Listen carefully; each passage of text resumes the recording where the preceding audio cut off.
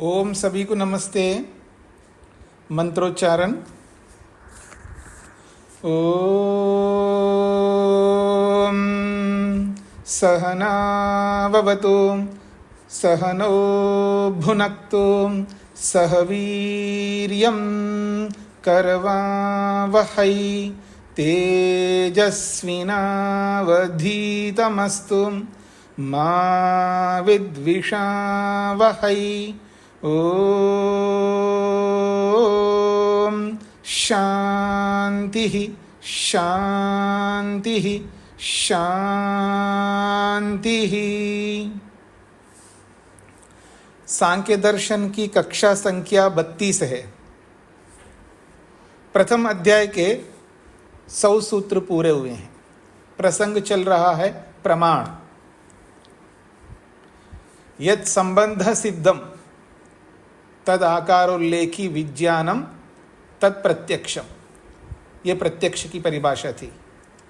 प्रतिबंध दृशः प्रतिबद्ध ज्ञानम अनुमानम, ये अनुमान की परिभाषा। तो 3 प्रमाण बताए थे, तीनों में से 2 प्रमाणों की चर्चा हुई। तीसरा प्रमाण प्रस्तुत कर रहे हैं पृष्ठ संख्या 95 सूत्र संख्या 101। आप्तोपदेशः शब्दः। आप्तोपदेशः शब्दः, आप्त के उपदेश को शब्द प्रमाण कहते हैं। सबसे पहले हम आप्त शब्द को समझ लेते हैं। आप्त किसे कहते हैं? आप्तः प्राप्तः।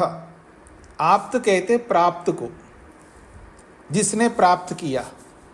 क्या प्राप्त किया? ज्ञान किया, ज्ञान को प्राप्त किया। सर्वज्ञ परमपिता परमेश्वर सर्वत्र व्याप्त सर्वव्यापक होने के नाते परमात्मा के लिए सब कुछ प्रत्यक्ष है। वो सबको, ब्रह्मांड मात्र को प्रत्यक्ष करता है, प्राणी मात्र को या आत्मा मात्र को प्रत्यक्ष करता है, क्योंकि सर्वव्यापक है। इसलिए सर्वव्यापक परमात्मा वेदों के माध्यम से जो उपदेश करता है वो आप्तोपदेश है। प्रत्यक्ष प्राप्त करके उपदेश करते हैं।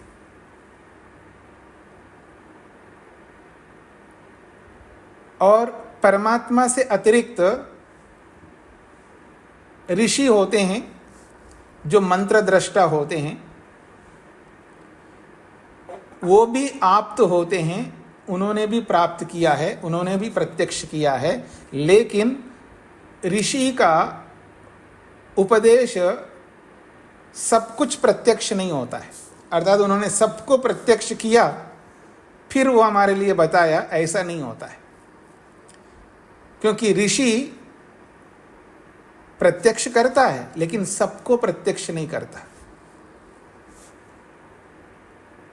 जैसे सृष्टि की उत्पत्ति जब हो रही होती है उस समय ऋषि नहीं होता है, तो उस सृष्टि की उत्पत्ति की प्रक्रिया को प्रत्यक्ष ऋषि कभी नहीं जान सकता। दूसरी बात, जब प्रलय हो रहा होता है तो प्रलय के समय में ऋषि प्रत्यक्ष नहीं कर सकता, क्योंकि पहले शरीर त्याग कर चुका होता है। क्योंकि सबसे पहले मनुष्य मरते हैं, उसके बाद मनुष्येतर योनियां मरती हैं, उसके बाद फिर बाकी सब पदार्थ नष्ट हो रहे होते हैं। तो प्रलय अवस्था को, प्रलय की स्थिति को कोई भी नहीं प्रत्यक्ष कर सकता, और उत्पत्ति को भी कोई प्रत्यक्ष नहीं कर सकता। केवल ईश्वर ही है जो सर्वव्यापक होने के नाते ईश्वर ही सृष्टि को बनाता है, तो प्रत्यक्ष उसके लिए है। ईश्वर ही प्रलय करता है, उसके लिए वो प्रत्यक्ष है। तो सर्वज्ञाता परमात्मा के लिए सब कुछ प्रत्यक्ष है, और उसका जो उपदेश है उसको आप्तोपदेश कहते हैं। साक्षात प्रत्यक्ष सब कुछ है, फिर उसका उपदेश करता है। ऋषि जो है बहुत कुछ प्रत्यक्ष करता है। ऋषि जो है बहुत कुछ प्रत्यक्ष करता है, और जिनको प्रत्यक्ष नहीं करता उनको दो प्रमाणों से जानता है, अनुमान प्रमाण से और शब्द प्रमाण से। फिर शब्द प्रमाण से जानकर, अनुमान प्रमाण से जानकर फिर हमें उपदेश करता है। तो ऋषि का भी उपदेश सर्वांश में प्रमाण होता है। जैसे ईश्वर जो भी कहता है वेद के माध्यम से, संपूर्ण वेद प्रमाण होता है। दूसरी बात, जो साक्षात्कृत धर्मा, जो ऋषि मंत्र दृष्टा होता है, उनका सारा उपदेश प्रमाण होता है। लेकिन उसमें विकल्प भी हो सकता है, क्योंकि ऋषियों के उपदेश में कोई मिलावट कर दे कोई, फिर उसको भी हम सत्य मानने लग जाए तो हानि हो जाएगी। इसलिए ऋषियों के ग्रंथों में जहां कहीं पर भी यदि वेद के विरुद्ध दिखाई दे, वेद के मंतव्य से, वेद के सिद्धांतों से उल्टा दिखाई दे, तो उसे नहीं मानना है, ऐसा महर्षि स्वामी दयानंद सरस्वती कहते हैं। अपने शास्त्रों में लिखा भी है उन्होंने। यदि कोई ऋषि भी क्यों ना हो, यदि वो वेद विरुद्ध है, वो प्रमाणों से वेद विरुद्ध सिद्ध होता है, उसको अस्वीकार करे। ऋषि वेद विरुद्ध नहीं कहता, लेकिन ऋषिकृत ग्रंथों में हम में से ही कोई हो सकता है मिलावट कर दे। देखो, जयचंद तो हर जगह होता है ना, ऐसे आप ही लोग तो कहते हैं ऐसा। जयचंद तो हर जगह कहीं ना कहीं होता ही है, तो कोई मिलावट कर दे तो हम उसको ऋषि का मान ले और प्रमाण मान ले तो अनर्थ हो जाएगा। पर यदि ऋषि है तो वो गलत नहीं कहता है, क्योंकि ऋषि मंत्र दृष्टा के पास अविद्या नहीं होती है, और जिसके पास अविद्या नहीं होती है वो जो कुछ भी कहता है वो सब सत्य होता है। हाँ, यदि उनके ग्रंथों में, क्योंकि साक्षात ऋषि तो अभी नहीं है वर्तमान में, उनके ग्रंथों में कहीं भी वेद के सिद्धांत के विपरीत कोई बात निकल के आती है और प्रमाणों से सिद्ध होती है, तो उसको हमें नहीं मानना चाहिए। फिर आगे फिर हम सब आते हैं, माता पिता गुरु आचार्य, हम लोग आप तो होते हैं, पर आंशिक रूप में अपने अपने किसी किसी विषय में हम लोग भी आप्त होते हैं। हम सभी विषयों में आप्त नहीं होते,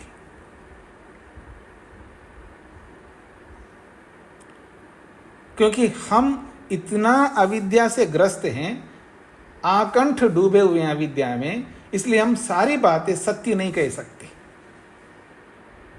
वो अविद्या जो है रोक देती है हमको। वो अविद्या के कारण राग द्वेष ईर्ष्या आदि में लग करके हम उचित को अनुचित बना देते हैं, अनुचित को उचित बना देते हैं। इसलिए हम सर्वांश में कभी भी आप्त नहीं हो सकते। आप्तम प्राप्तम, जो प्राप्त है, जो प्रत्यक्ष से प्राप्त है ऋषि के लिए, परमात्मा के लिए, ये पूर्ण आप्त कहलाते हैं। पूर्ण आप्त तो परमात्मा ही है, लेकिन थोड़ा कहीं गुंजाइश रहता है ऋषि में मिलावट के कारण से, इसलिए उनको पूर्ण आप्त नहीं कहा ऋषि ने। महर्षि स्वामी दयानंद ने केवल ईश्वर को ही पूर्ण आप्त कहा है, ताकि कहीं ऐसा हो जाए तो वो पूर्ण आप्त के कोटि में बोल दिया तो फिर वो गलत भी सही माना जाएगा। इस दृष्टिकोण से थोड़ा सा वहाँ पर विकल्प रख दिया उन्होंने। और हम सब लोग किसी न किसी विषय में आप्त होते हैं। हाँ जी, आपकी माँ आपके लिए आप्त है, आपके पिता आपके लिए आप्त है। उन्होंने कहा आप, हम ही आपके माँ बाप है, तो आपने मान लिया।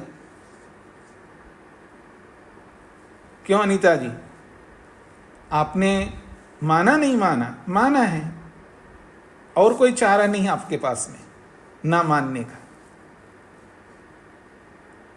तो हम किसी किसी विषय में अपने निकट के लोगों को मान लेते हैं, उस विषय में वो आप्त होते हैं, लेकिन वो सभी विषयों में नहीं होते। और ना हम मानते हैं। मेरी माँ क्यों ना हो, लेकिन माँ की बात ना मान करके वो क्या किसकी बात मानता है? डॉक्टर की बात मानता है। माँ कुछ भी बोलती रहे, लेकिन वो ना मान करके डॉक्टर की बात मानता है। तो जहां जिसका विषय होता है और उस विषय में वो एक्सपर्ट कुशल होता है और वो परीक्षित होता है, तब उसी विषय में उसको हम आप्त मानते हैं। तो एकांगी के रूप में, एकांश के रूप में दुनिया भर के प्रत्येक मनुष्य, दुनिया भर के प्रत्येक मनुष्य, चाहे वो चोर हो, डाकू हो और टेररिस्ट भी क्यों ना हो, सब आप्त होते हैं किसी ना किसी अंश में। तो आइए, आप्तस्य सर्वज्ञानम आप्तवतः सर्वज्ञस्य ईश्वरस्य उपदेशः। कहते हैं आप्तस्य, प्राप्त का, यानी ज्ञानम आप्तवतः, संपूर्ण ज्ञान को प्राप्त किया हुआ, यह संपूर्ण ज्ञान को जानने वाला, सर्वज्ञस्य ईश्वरस्य, जो सर्वज्ञ सबको जानने वाले जो ईश्वर है, उस ईश्वर का उपदेश शब्द प्रमाण होता है। यद्वा अथवा आप तो महर्षि नाम अंतरात्मनि आविष्टः सर्गारंभे यह सह वेदः। यद्वा अथवा ये भी कह सकते हैं, आप्तः महर्षि नाम अंतरात्मनि, महर्षियों के अंतरात्मा में, आविष्टः प्राप्त हुआ कौन? वेद, जो कि सर्गारंभे, सर्ग के आरंभ में, सृष्टि के आरंभ में जो आविष्ट हुआ है वेद, स वेद, वो वेद भी आप्त प्रमाण कहलाता है, अर्थात शब्द प्रमाण कहलाता है। तथा और आप्तस्य साक्षात्कृत धर्मणः विद्या निष्णातस्य उपदेशः।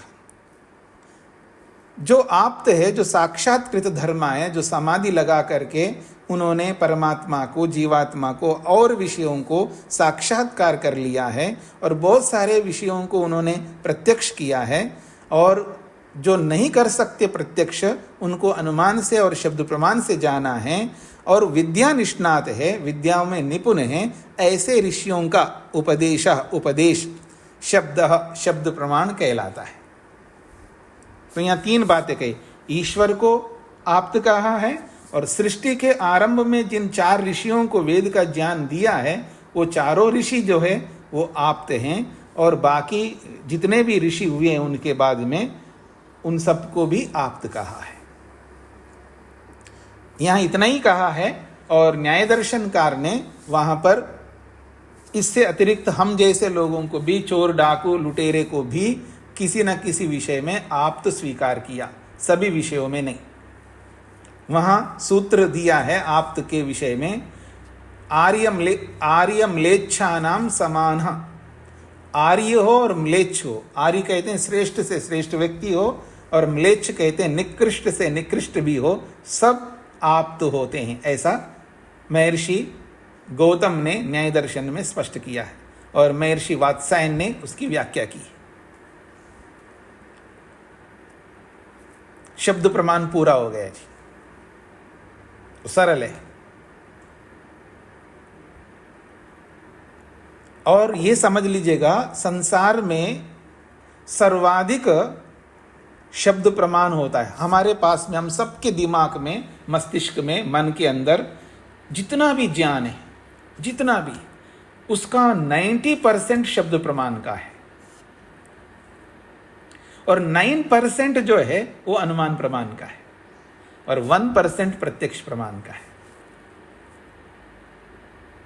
एक ऐसा मोटा मोटा आंकलन मैंने आपके सामने किया। आप ऐसा भी कह सकते हो कि 60% जो है वो शब्द प्रमाण का है, 30% जो है वो अनुमान प्रमाण का है, और 10% जो है वो शब्द प्रत्यक्ष प्रमाण का है। ये आपके ऊपर निर्भर करता, पर सिद्धांत ये है कि सबसे कम प्रत्यक्ष होता है, बहुत कम प्रत्यक्ष करते हैं, उसके बाद अनुमान ही बहुत ज़्यादा रहता है, अनुमानिक ज्ञान, फिर उसके बाद शब्द ज्ञान सर्वाधिक होता है। उससे कम अनुमान प्रमाण वाला ज्ञान होता है, उससे भी बहुत कम प्रत्यक्ष प्रमाण वाला होता है। हाँ जी, अमित जी को क्या कहना है? पूज्य स्वामी जी, सादर नमस्ते जी। ये जो शब्द प्रमाण है, जो आप प्रमाण है, ये ऋषि लोग दूसरे नंबर पर है। जैसा आप बता रहे हैं कि ईश्वर सबसे प्रमुख आत्म प्रमाण है, जो सृष्टि के आरंभ से लेकर अंत तक पूरा सबका प्रत्यक्ष करता है, इसलिए वो सबसे बड़ा प्रमाण है। दूसरे नंबर पर ऋषि लोग हैं, लेकिन महर्षि दयानंद ने जो श्री कृष्ण जी के लिए बात बताई है कि वो आप्त पुरुषों के सदृश हैं, तो वो तो ऋषि नहीं कहे जाते। मतलब योगी तो थे ना, योगी थे, परमात्मा को जानते थे, तो इसलिए उनको कहा है कि वो महर्षि स्वामी दयानंद का ये स्टेटमेंट है, वो बचपन से लेके मृत्यु तक ऐसा इतिहास मिलता है, उन्होंने ये बोला है, ऐसा इतिहास मिलता है, उन्होंने अपने जीवन में एक भी पाप नहीं किया।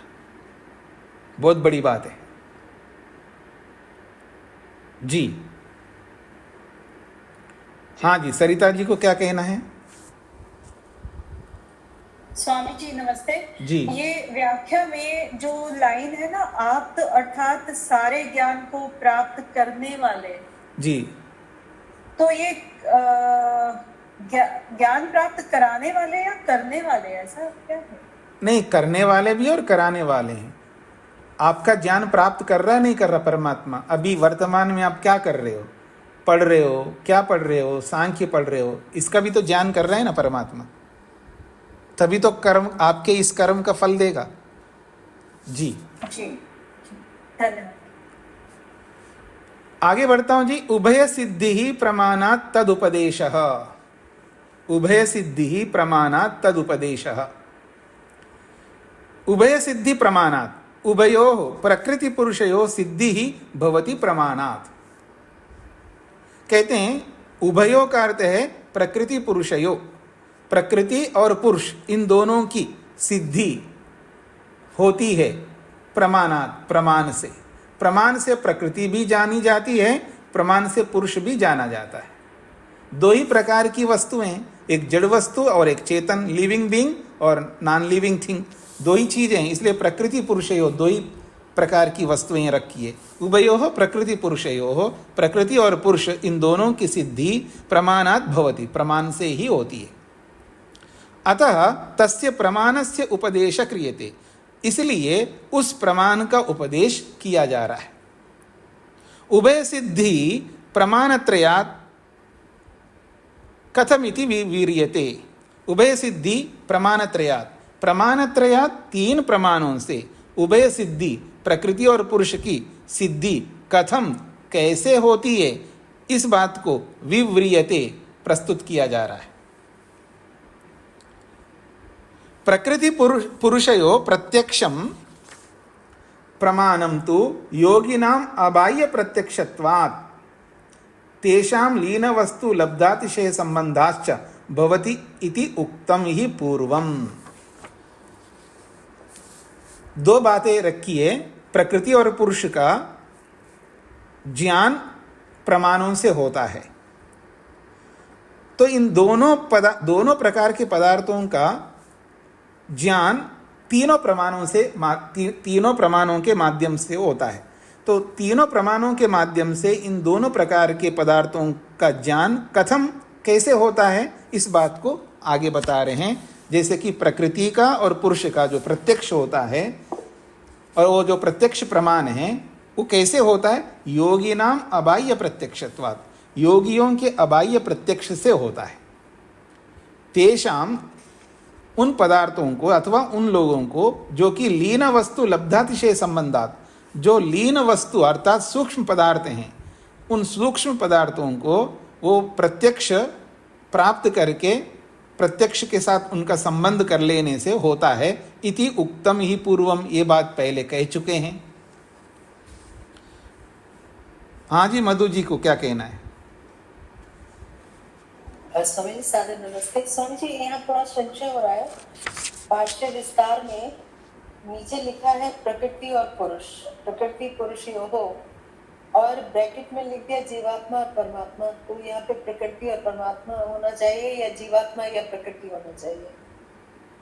कुछ तो गड़बड़ है। हिंदी में पढ़ रहे हैं क्या आप? भाषा विस्तार, भाष्य विस्तार। मैं यही पूछ रहा हूँ, हिंदी है ना वो भाषा विस्तार? जी जी। हिंदी पर ध्यान मत दीजिएगा। मैं संस्कृत को ले नहीं पा रही हूँ, कहाँ से आरंभ हो रहा है? तो उभयो प्रकृति पुरुषो, आपने यहाँ से पढ़ा, और इसी में बीच में हिंदी का भाग एक वाक्य है, उभयो दोनों की, अर्थात प्रकृति पुरुषो। और ये संस्कृत कहाँ से आरंभ हो रही है मेरी पुस्तक में? मैं इसको नहीं पढ़ पा रही हूँ। आपको संस्कृत कहाँ से, ये सूत्र कहाँ से प्रारंभ हो रहा है ये पूछना है? हाँ जी, यही पूछना है। तो आपके पास सूत्रार्थ भी नहीं, भाष्य विस्तार। देखिए, मैं भाष्य विस्तार नहीं पढ़ा रहा हूँ ना। नहीं, वो मुझे अगले पृष्ठ पर 96 पृष्ठ पर प्रमाणन टू योगी नाम संस्कृत का यहाँ से उपलब्ध है। इससे पूर्व का मुझे नहीं, मेरी पुस्तक में मुझे मिल नहीं रहा। मत ना मिले उसको मत देखिए, आप अपने मन को जो बताया जा रहा है उसमें लगाना चाहिए, और जो हिंदी लिखी हुई है उसमें अगर मन लगाते रहेंगे तो जो बात बताई जा रही है उसको सूक्ष्मता से आप समझ नहीं पाएंगे। मैं हिंदी नहीं देख रही हूँ स्वामी जी, उसमें मुझे वो हिंदी का भाग उन्होंने लिखा ही है, और मुझे संस्कृत वाला भाग लगातार नहीं मिल रहा। अच्छा, नहीं मिल रहा है तो ये 95 पृष्ठ संख्या पे है अभी दो जो पढ़ रहा था, उसके बाद 96 पृष्ठ नहीं है आपके पास में? 96 है, लेकिन 95 में आप एक बार आरंभ से पढ़ देंगे। 95 में है, उभयोः प्रकृति पुरुषयोः सिद्धिर्भवति प्रमाणात्, अतः तस्य प्रमाणस्य उपदेश क्रियते। उभय सिद्धि प्रमाणत्रयात् कथमिति विव्रियते। प्रकृति पुरुषयोः प्रत्यक्षम। यहाँ तक ये पूरा हो गया। अब अगले पृष्ठ में आया है प्रमाणम तु योगिनाम अबाह्य प्रत्यक्षत्वात्, ऐसा शुरू हुआ है। तो ये मिला है आपको? प्रकृति पुरुषयोः, इसके बाद हिंदी दे दी इन्होंने, और उसके बाद फिर प्रमाणम तु योगी नाम ये आ गया। नहीं, तो हिंदी में कैसे गए आप? संस्कृत को देखना है आपको। है ही नहीं स्वामी जी, अब पता नहीं सभी की पुस्तक ऐसी है या मेरी ऐसी, मुझे नहीं समझ आ रहा। क्योंकि बाकी पुस्तकों में है जैसा मैं पढ़ रहा हूँ। हाँ जी स्वामी जी, उनको फर्स्ट लाइन पढ़े सबसे पहले, हिंदी के ऊपर की। प्रकृति पुरुषयों के और प्रमाणम के बीच में जो शब्द है वो एक बार बोल दीजिए, मैं लिख लेती हूँ, उसके बाद वो कंटिन्यू हो जाएगा। जी स्वामी जी। नहीं, प्रकृति पुरुषयोः सिद्धिर्भवति प्रमाणात् ये लिखा है, ये है या नहीं आपके पास? सिद्धिर्भवति ये नहीं है।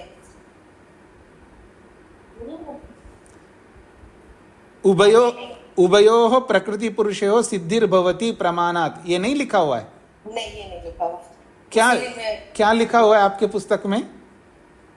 प्रकृति पुरुषयोः, उसके बाद प्रकृति और पुरुष, ब्रैकेट में जीवात्मा परमात्मा, हाँ, तत्पश्चात ये आरंभ हो जाता है। नहीं, आप गलती वही कर रहे हो जो मेरी बात नहीं समझ रहे हैं। आप हिंदी में क्यों देख रहे हैं? आप हिंदी में नहीं, आप हिंदी देख रहे, ऊपर संस्कृत है और नीचे हिंदी है। उसके बाद सारा कंटिन्यूटी में संस्कृत में है।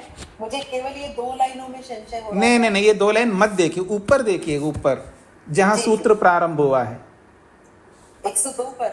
हाँ, 102 सूत्र का संस्कृत पढ़िए आप। प्रमाणम तु योगी नाम, यहाँ से आरंभ हो रहा है। प्रमाणम तु योगी नाम, यहाँ कहाँ से प्रारंभ हो रहा है?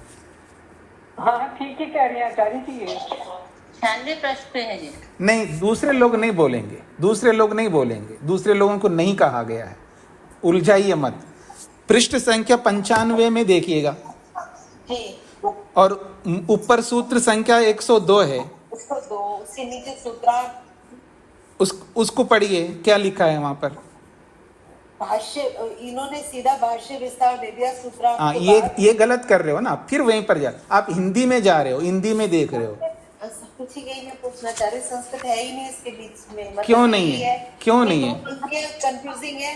उसके बाद ठीक से हो रहा है अगला, प्रमाणम तो योगी नाम बाह्य नहीं नहीं, इधर उधर मत जाइए, आप मूल सूत्र पढ़िए, ऊपर सबसे ऊपर, सबसे ऊपर जो है उभय सिद्धि प्रमाणात तद उपदेश, उसकी इतना नहीं है उभय सिद्धि प्रमाणात, ये नहीं है, ये मैं लिख लेती हूँ।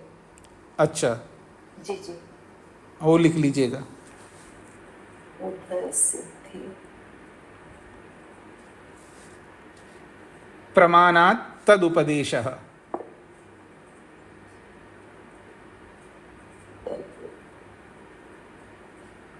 जी, उसके बाद उभय सिद्धि प्रमाणात ब्रैकेट में है, उसके बाद उभयोः प्रकृति पुरुषयो सिद्धिर्भवति प्रमाणात, ये लिखा है नहीं, इतना सब छुटा हुआ है।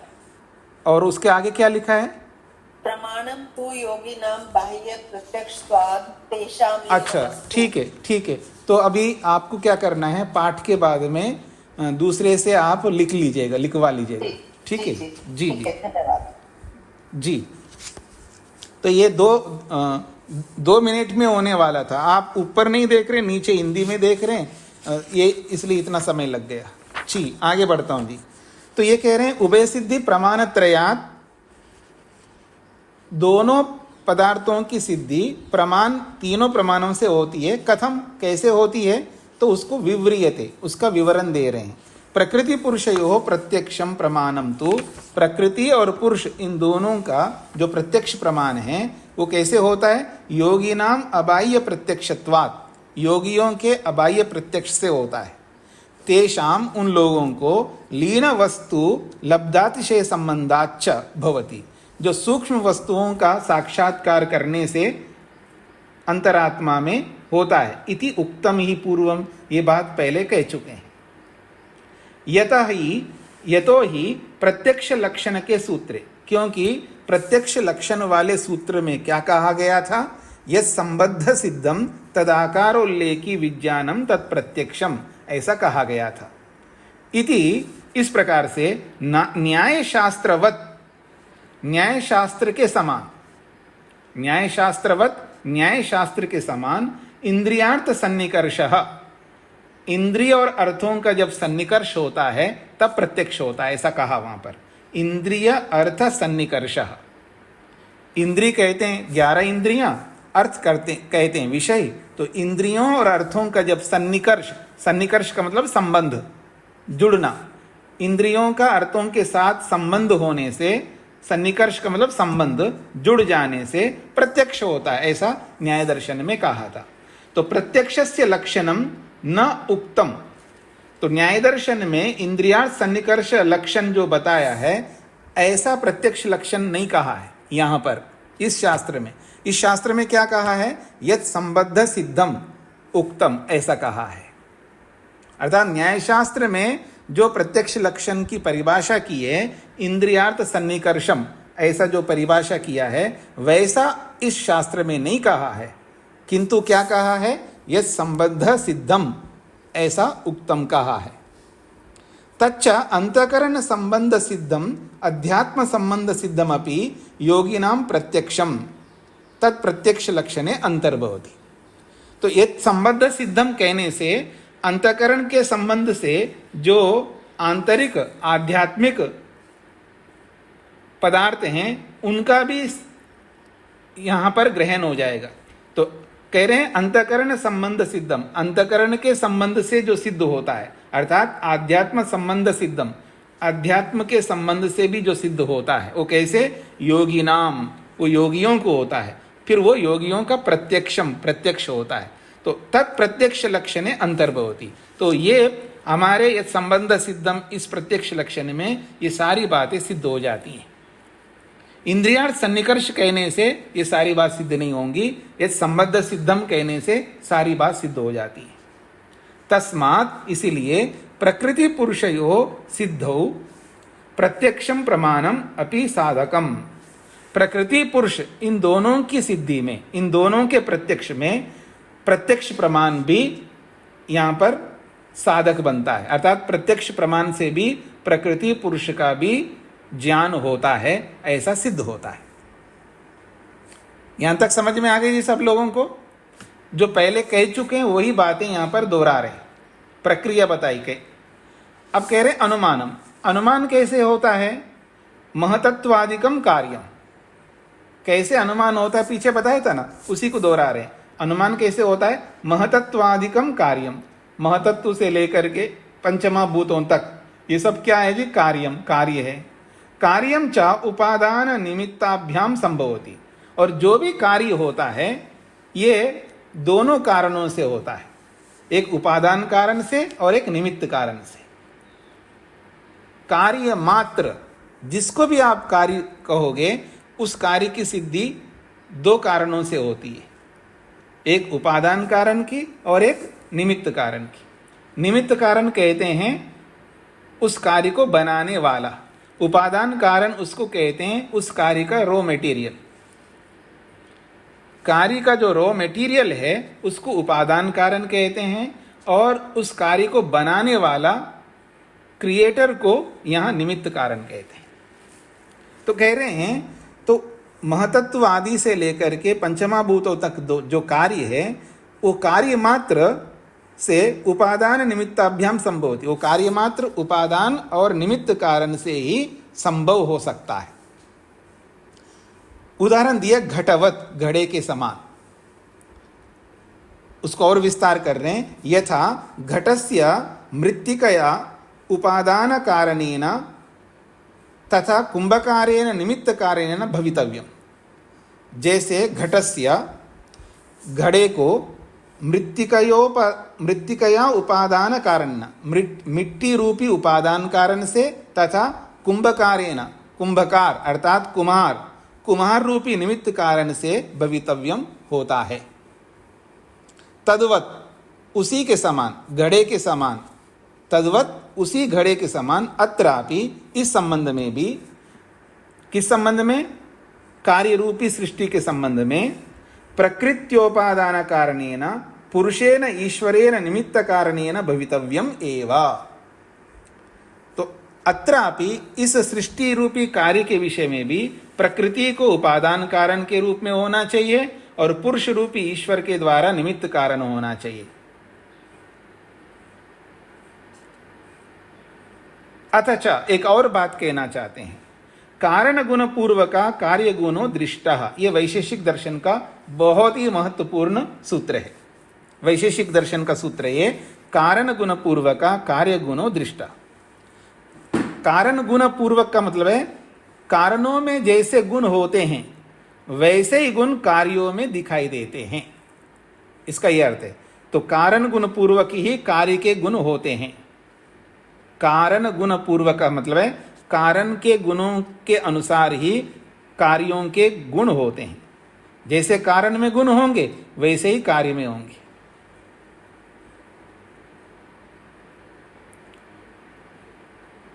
तो कारण में सात्विकता है तो कार्य में भी वो सात्विकता आएगी। कारण में रासिकता है तो कार्य में भी रासिकता आएगी, और कारण में तामसिकता है तो कार्य में भी तामसिकता आएगी।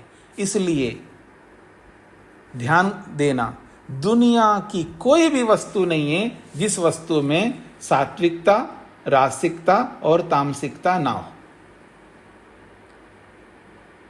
एक बात और कहना चाहूंगा, प्रत्येक वस्तु में सत्व रस तम तीनों हैं। तो तीनों हैं तो तीनों कारणों में सात्विकता, राजसिकता और तामसिकता है, तो उसके कार्यों में तीनों आएंगे। अंतर इतना है कि उसका जो निर्माण किया गया है कार्य का, उस कार्य में किसकी मात्रा अधिक है वो प्रधान मुख्य रहेगा, और कम मात्रा वाले गौण रहेंगे। जैसे मैं आपको कहूंगा दूध सात्विक है या तामसिक है, तो आप तुरंत उत्तर देंगे सात्विक है। इसका मतलब दूध में सात्विक सत्वगुण प्रधान रूप से हैं। ठीक है जी। तो फिर मैं कहूंगा लाल मिर्च सात्विक है या राजसिक है, तो आप तुरंत उत्तर देंगे राजसिक है। क्यों? क्योंकि लाल मिर्च में मुख्य रूप से रजोगुण अधिक है। ऐसा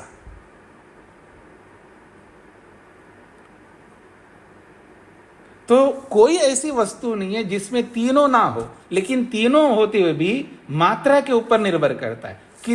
किस वस्तु में किस कारण की मात्रा अधिक है, तो वो वस्तु उसी कारण वाला बोला जाता है, उसी कारण वाला बोला जाता है।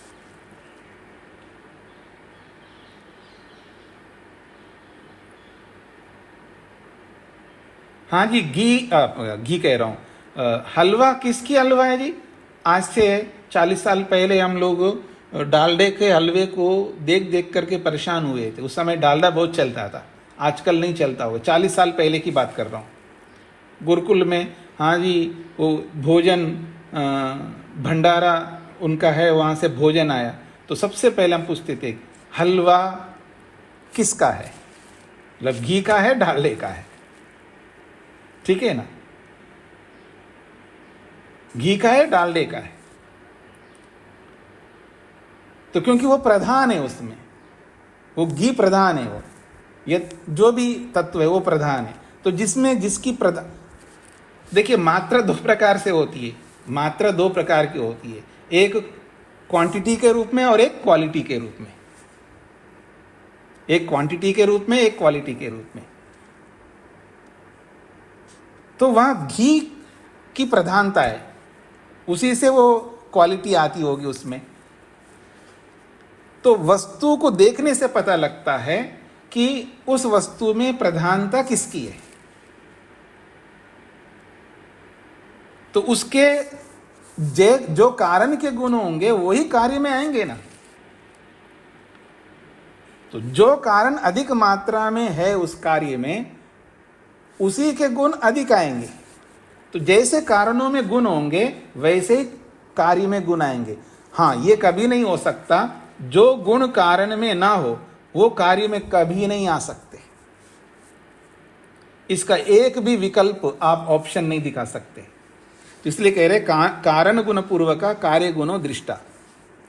कार्यम त्रिगुणात्मकम, इसी बात को समझा रहे हैं। कार्यम त्रिगुणात्मकम सत्व रजस तमोमयम।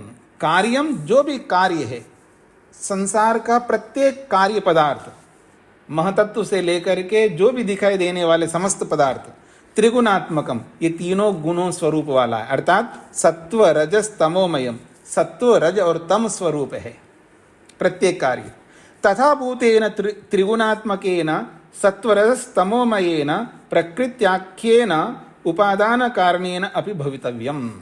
कहते हैं जब सत्वरज तम सत्वरज तमोमय है तो तथा भूतेन, उसी स्वरूप से, त्रिगुणात्मकेन, तीनों गुणों से युक्त, अर्थात सत्व रजस तमोमयेन, सत्व रज तमोमय रूप से, प्रकृत्याख्येन, प्रकृति के नाम से, उपादान कारणेन, उपादान कारण के रूप में उस कार्य में होना ही चाहिए।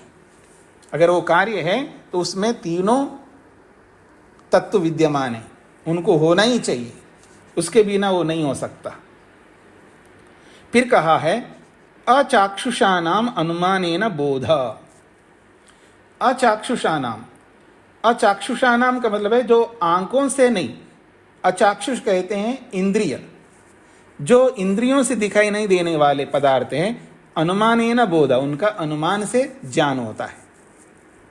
ये पीछे बोल चुके हैं, पिछले इसी पहले अध्याय के 60वें सूत्र में ये बोला है, अचाक्षुषानाम अनुमानेन बोधा, ये पीछे आ चुका है। इति सूत्रता, इस 60वें सूत्र से प्रकृति पुरुषयो बोधाय अनुमानम प्रक्रियते, प्रकृति पुरुष के बोध के लिए, प्रकृति पुरुष के ज्ञान के लिए अनुमानम प्रक्रियते, अनुमान का वहां प्रसंग चलाया है। पुनश्च, और एक बात, संहता परार्थत्वात् पुरुषस्य, ये भी इसी अध्याय का 66वां सूत्र है।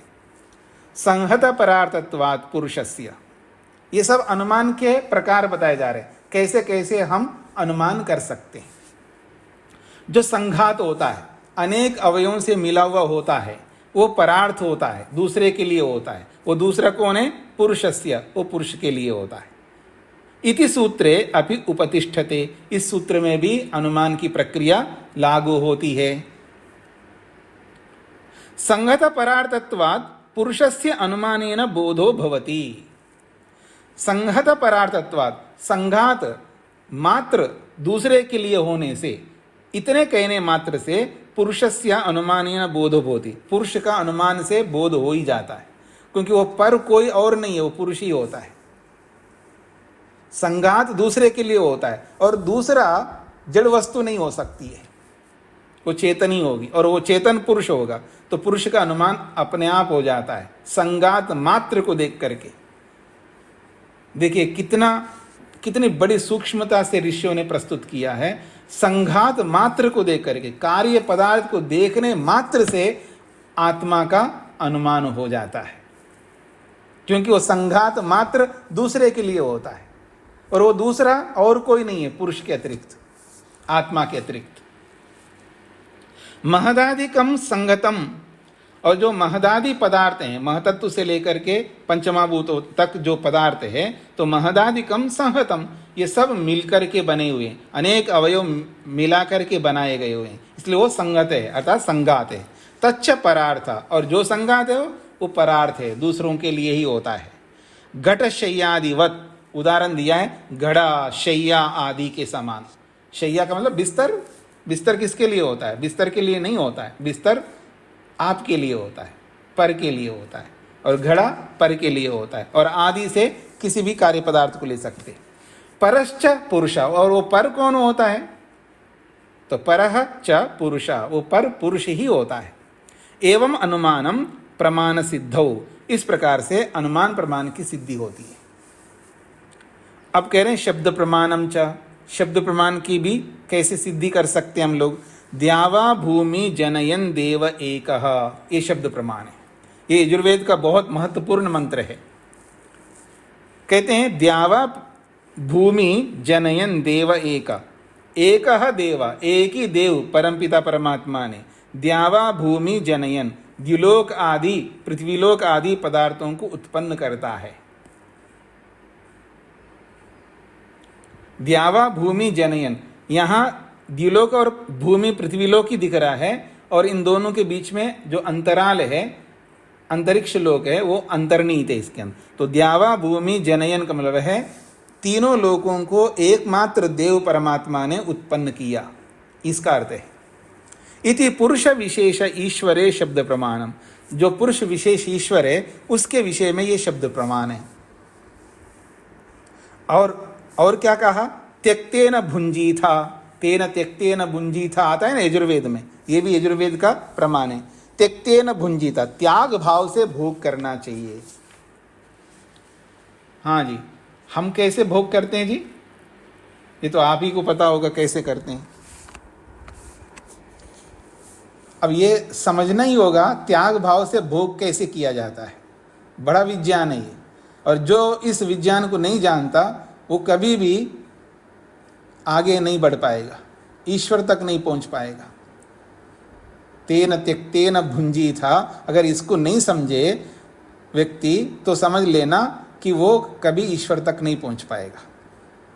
भोक्तृ पुरुषे शब्द प्रमाणम, भोग करने वाले पुरुष के विषय में ये शब्द प्रमाण है।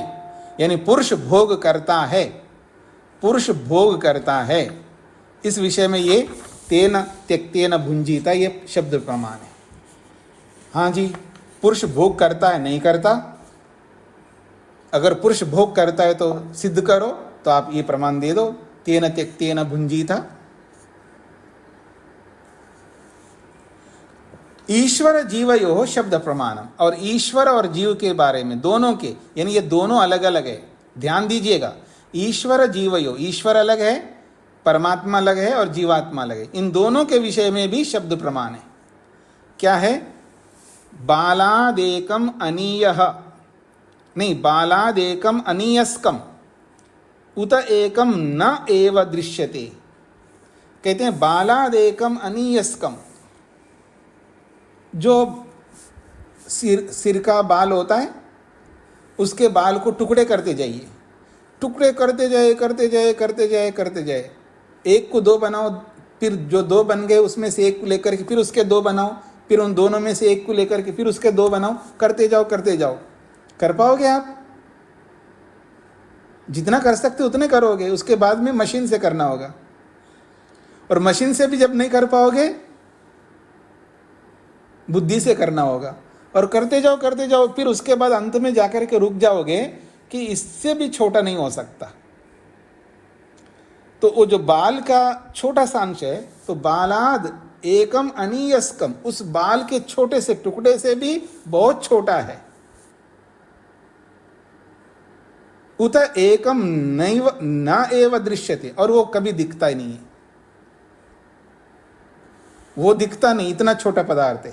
तथा परिष्वजीयसी देवता मम प्रिया, यहां पर बोला जा रहा है, इससे ये पता लगता है कि परिष्वजीयसी देवता मम प्रिया, परिष्वजीयसी का मतलब है ये बहुत प्रिय देवता है।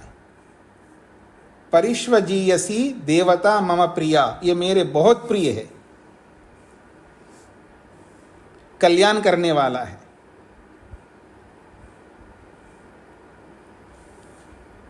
फिर कहा है इयम कल्याणी अजरा मर्त्यस्य अमृता गृहे। इयम कल्याणी, ये जो बहुत कल्याण करने वाला है, अजरा कभी बूढ़ा नहीं होता है, मर्त्यस्य अमृता, मनुष्य के लिए वो अमृत स्वरूप है, ऐसे घर में विराजमान है, शरीर रूपी घर के अंदर ही विद्यमान है। भगवान को कहीं बाहर ढूंढने की आवश्यकता नहीं, घर में ही ढूंढो, अर्थात अपने शरीर के अंदर ही ढूंढो। यस्मै कृताशये स यश्चकार जजार सह, ये अथर्ववेद का मंत्र दिया यहाँ पर। यानी कल्याण करने वाला है, बूढ़ा नहीं होता है, कभी मरता नहीं है, और जीवात्मा जो है उसके लिए वो घर है, मतलब जीवात्मा के घर में ही रहता है, अर्थात जीवात्मा के शरीर में ही रहता है। ठीक है जी, जीवात्मा के शरीर में रहता है। तो इस प्रकार से यहाँ जीवात्मा को लेकर के बताया जा रहा है कि वो कभी भी इधर उधर ना ढूंढे, अपने अंदर ही ढूंढे। ये अथर्ववेद का प्रमाण दिया। प्रकृतो शब्द प्रमाणम, प्रकृति के विषय में शब्द प्रमाण दे रहे। तुच्छेना भवपि हितम यदासी तन्मयिना जायते एकम, ये पीछे आया था, ये प्रमाण पीछे हमने पढ़ा था।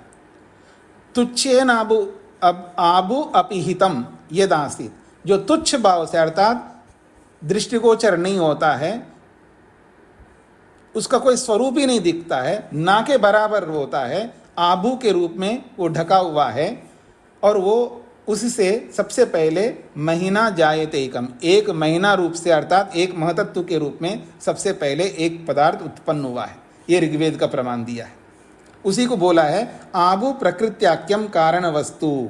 ये जो आबु बोला है मंत्र के अंदर, ये आबु प्रकृति नामक पदार्थ है और कारण वस्तु है, संपूर्ण जगत का, संसार का ये कारण वस्तु है। यतः इयम विसृष्टिर यत आबभूव, ये भी उसी ऋग्वेद का मंत्र है। इयम विसृष्टि, ये जो संपूर्ण ब्रह्मांड रूपी सृष्टि है, यत आबभूव, जिस परमात्मा से प्रकट हुआ है या जिस आबू नामक प्रकृति से प्रकट हुआ है। इति निर्देशा, ऐसा वेद में निर्देश किया गया है। तो यहाँ पर प्रकृति का भी प्रमाण है वेद में शब्द प्रमाण के अंदर, और आत्मा जीवात्मा का भी प्रमाण है। फिर कह रहे हैं अजाम एकाम लोहित शुक्ल कृष्णाम बहवी प्रजा सृजमानाम स्वरूपा, ये श्वेताश्वतर उपनिषद का है, ये भी पीछे आया हुआ है। अजाम एकाम, अजन्मा एक ही प्रकृति है, और जो तीन स्वरूपों वाली है, वो लोहित शुक्ल और कृष्ण के रूप में, अर्थात लोहित कहते हैं रज को, शुक्ल कहते हैं सत्व को, और कृष्ण कहते हैं तम को। तो जो कभी जन्म नहीं लेता है, प्रकृति जन्म नहीं लेती है, अजन्मा है वो। और अजाम एकाम, जो अजन्मा एक प्रकृति है, जो तीनों स्वरूपों वाली है, लोहित शुक्ल कृष्ण स्वरूप वाली है। बहवी प्रजा सृजमानाम स्वरूपा, बहुत सारी प्रजाओं को अर्थात बहुत सारी पदार्थों को वो उत्पन्न करती है। और कैसे उत्पन्न करती है? स्वरूपा, अपनी जैसी उत्पन्न करती है। वो प्रकृति जैसी प्रकृति होती है, वो अपनी जैसी बहुत सारे पदार्थों को, वस्तुओं को उत्पन्न करती है। अजन्मा सत्वरस्तमोमयी प्रकृति संकेतिता, इस उदाहरण में, इस प्रमाण में प्रकृति को कैसे संकेत किया? अजन्मा, वो अजन्मा है, वो उत्पन्न नहीं होती है। सत्व रजस तमोमयी, और वो सत्व रस तमोमयी, सत्व रस तम स्वरूप वाली है वो प्रकृति, ऐसा इस प्रमाण में संकेत किया है। एकम बीजम बहुधा यह करोति, ये भी श्वेताश्वतर उपनिषद का है। एकम बीजम, एक ही बीज को लेकर के परमात्मा, एक ही बीज का मतलब है एक ही प्रकृति को लेकर के, बहुधा यह करोति, अनेक प्रकार के पदार्थों को जो परमात्मा बनाता है। एकम बीजम, एक ही प्रकृति को लेकर के, बहुधा, बहुत सारे पदार्थों को, यह जो परमात्मा करोति, उत्पन्न करता है। इति बीज शब्देन अभिलक्षिता प्रकृति, यहाँ इस प्रमाण में बीज शब्द से प्रकृति को ही लक्षित किया है। अब आगे कह रहे हैं, देखिए ईश्वर जीव को बताया, फिर प्रकृति को बताया, अब आगे कह रहे हैं अतः ईश्वर जीव प्रकृति रूप पदार्थ त्रयस्य शब्द प्रमाणम, तीनों का एक साथ शब्द प्रमाण दे रहे हैं। पहले ईश्वर जीव का प्रमाण दिया दोनों को, फिर प्रकृति का अलग से दिया है, अब तीनों को एक साथ प्रमाण दे रहे हैं। अतः ईश्वर जीव प्रकृति रूप पदार्थ त्रयस्य, ईश्वर जीव प्रकृति स्वरूप तीन पदार्थों का शब्द प्रमाण प्रस्तुत करते हैं। द्वा सुपर्णा सयुजा सखाया समानं वृक्षम परिशस्व जाते तयोरन्यः पिप्पलम स्वादवत्ती अनश्नन अन्यो अभिचाकशीति, ये भी ऋग्वेद का प्रमाण है, बहुत महत्वपूर्ण प्रमाण है। द्वा सुपर्णा सयुजा सखाया, दो सुंदर पंखों वाले पक्षी, कैसे हो? सखाया, और वो मित्र भाव से हैं। समान वृक्षम, एक ही वृक्ष में, परिशस्व जाते, बैठे हुए हैं, उस पर विद्यमान है। तयो अन्यः, उन दो पक्षियों में एक पक्षी पिप्पलम स्वादवत्ती, वो उस पेड़ के फल को खा रहा है। अनश्नन, न खाता हुआ दूसरा अभिचाकशीति, खाने वाले को देखता है।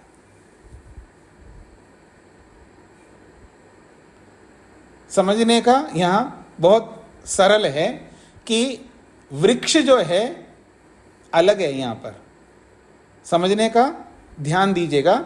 वृक्ष अलग है और उस वृक्ष पर दो लोग बैठे हैं, दो पक्षी बैठे हैं। तो द्वा सुपर्णा सयुजा सखाया, द्वा सुपर्णा का मतलब दो सुंदर पंख वाले, अलंकारिक वर्णन है।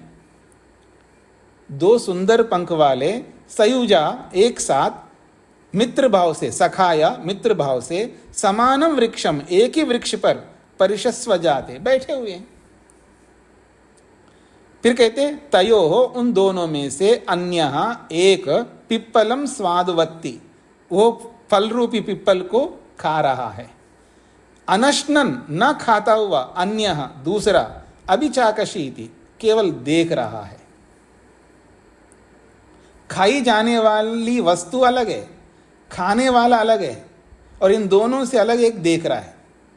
एक दृष्टा भाव से देख रहा है, और एक खा रहा है, और एक खाई जा रही है। तीन वस्तु हो गए ना, तीनों एक साथ बताया। अत्र इस ऋग्वेद के प्रमाण में द्वा सुपर्णा तथा अन्यः पिप्पलम स्वादवत्ती, ये जो बात कही है, अत्र इस शब्द प्रमाण में, ऋग्वेद के प्रमाण में, द्वा सुपर्णा अर्थात दो सुंदर पंख वाले पक्षी, तथा अन्य, उन दोनों में से एक, पिप्पलम स्वादवत्ती, एक पिप्पल रूपी फल को खाता, ऐसा बोला है। फिर अनश्नन अन्यो अभिचाकशीति, और एक न खाता हुआ दृष्टा भाव से देखता है। इति कथनेना, इस मंत्र के द्वारा ऐसे कहने से, ईश्वर जीवौ सूच्येते, यहाँ पक्षी के रूप में ईश्वर और जीव सूचित किए जा रहे हैं। और समानम वृक्षम, इस शब्द से प्रकृति सूचित किया जा रहा है। समानम वृक्षम, तो समानम वृक्षम कथनेना, मंत्र में समानम वृक्षम इस कथन से प्रकृत्याख्यम प्रधानम लक्ष्यते, प्रकृति स्वरूप प्रधान लक्षित होता है वहाँ पर। यानी तीन अलग अलग पदार्थ सिद्ध हो रहे हैं इसी एक मंत्र में। तस्मात् प्रत्यक्ष अनुमान शब्दाख्येन प्रमाणत्रयेन प्रकृति पुरुषयोः सिद्धिर्भवति इति कथनम सूत्रे साधुतराम युक्तम। तस्मात् इसीलिए प्रत्यक्ष, अनुमान और शब्द प्रमाण के द्वारा इन तीनों प्रमाणों से प्रकृति पुरुषयोः सिद्धिर्भवति, प्रकृति और पुरुष की सिद्धि हो जाती है। इति कथनम, ऐसा कथन करने वाला इस सूत्र जो है, इस सूत्र में ये जो कथन किया है साधुतराम युक्तम, बिल्कुल ठीक ठाक कहा गया है, यानी सटीक कहा गया है। ये सूत्र तीनों पदार्थों को सिद्ध करता है, ऐसा कहना चाह रहे हैं।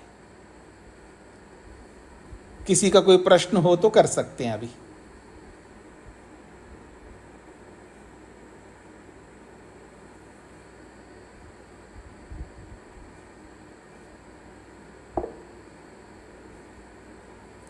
हाँ जी, अमित जी। जी स्वामी जी। जी, जो ये यहाँ पर उपमा जैसा आप बता रहे अलंकारिक भाषा है, तो ऐसे तो अलंकारिक मानेंगे तो ठीक है, अन्यथा ये वृक्ष है, उसके जो परमाणु हैं और आत्मा और परमात्मा के रूप में जो दोनों पक्षी वहां पर हैं, तो अलंकारिक तक तो कह दें तब तो सीमित हो गया, तब ठीक लग रहा है। लेकिन ऐसे तो परमात्मा तो कण कण में है, तो फिर तो वो सब जगह होगा, पूरे वृक्ष में भी होगा, तो उस पर बैठे कैसे हुआ है, ऐसा जो आप पटरी से तो पूरी बात हो जाती है। पटरी से क्यों उतर, जब अलंकारिक रूप से कहें तो ठीक है, अलंकार को हटाएंगे तो फिर समझ में नहीं। तो ये अलंकार की बात ही है ना, अलंकार से कहा है तो जिससे समझ में आता है उसी से समझना है ना। उससे उतर करके फिर नाक आराम से ऐसे पकड़ में आ रहा है, तो क्यों परेशान हो रहे हो ऐसे पकड़ने का, जब वो पकड़ में नहीं आएगा आपका। स्वामी जी, मंत्र में कहीं ऐसा अलंकार तो वर्णन नहीं किया गया। ये तो आपको नहीं पता है ना, आपने मंत्रों को पढ़ा है कभी विद्यार्थी के रूप में, जैसे ये दर्शन पढ़ रहे हो ना विद्यार्थी के रूप में, ऐसे मंत्रों को पढ़ा है?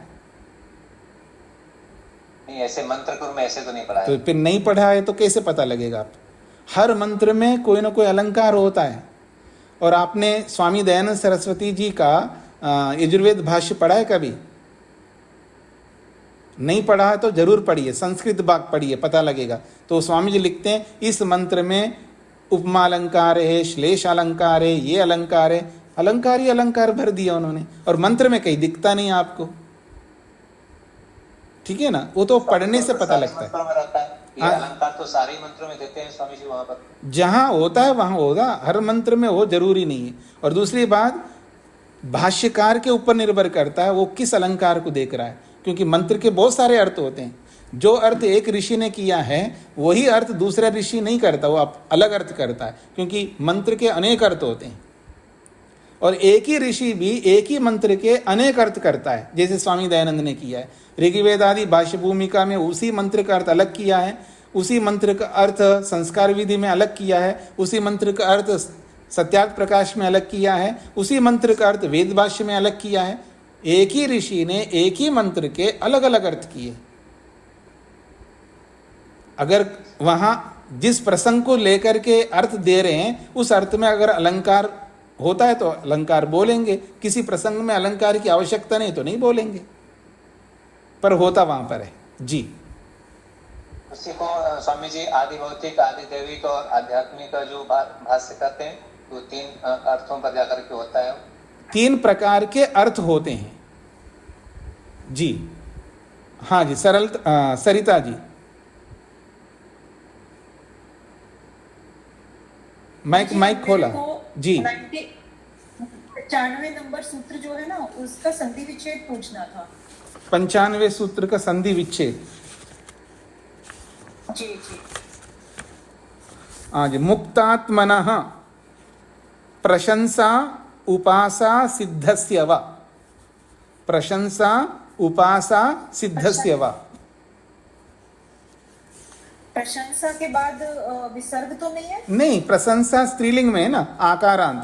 प्रशंसा उपासा सिद्धस्य वा। प्रहलाद जी। ठीक है नमस्ते गुरु जी। 98 पेज पे शुरुआत की ऊपर से पहली लाइन, ईश्वर जीवयो हो शब्द प्रमाणम। जी, तो वो जो मम प्रिय तक वो वाक्य है उसके थोड़ा समझना है कि वो ईश्वर के लिए है कि जीव के लिए। दोनों के लिए, यहाँ पर दोनों के लिए है। ईश्वर जीवयो शब्द प्रमाणम से बालादेकम अनीयस्कम उत एकम नैव दृश्यते। एक तो बालादेकम अनीयस्कम, बाल से भी, बाल के छोटे कण से भी छोटा, बहुत छोटा है, वो जीवात्मा है।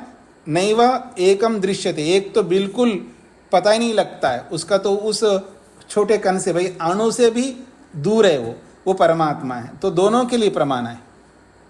तो ये जो छोटा से छोटा सोमा भाग जो बता है वो परमात्मा के लिए बता दिया। नहीं, छोटा सा छोटा जो जीवात्मा के लिए कहा, और एकम नैव दृश्यते, एक बिल्कुल ही समझ में नहीं आता है, वो परमात्मा के लिए बोला है। जी जी जी, धन्यवाद। नरेंद्र जी। स्वामी जी ओम जी। ये जो पृष्ठ संख्या 98 पर दूसरी पंक्ति में देवता मम क्रिया शब्द आया है, ये इसलिए स्वामी जी क्या बोला आपने? ये किसके लिए? ये जो देवता शब्द आया है जी, ईश्वर से संबंधित है। हाँ जी, हाँ जी, ईश्वर से संबंध। देवता मम प्रिया, वो परमात्मा रूपी देवता मेरे प्रिय है। जी धन्यवाद। तो इसको मैं यहीं पर विराम देता हूं। ओम शांति शांति शांति।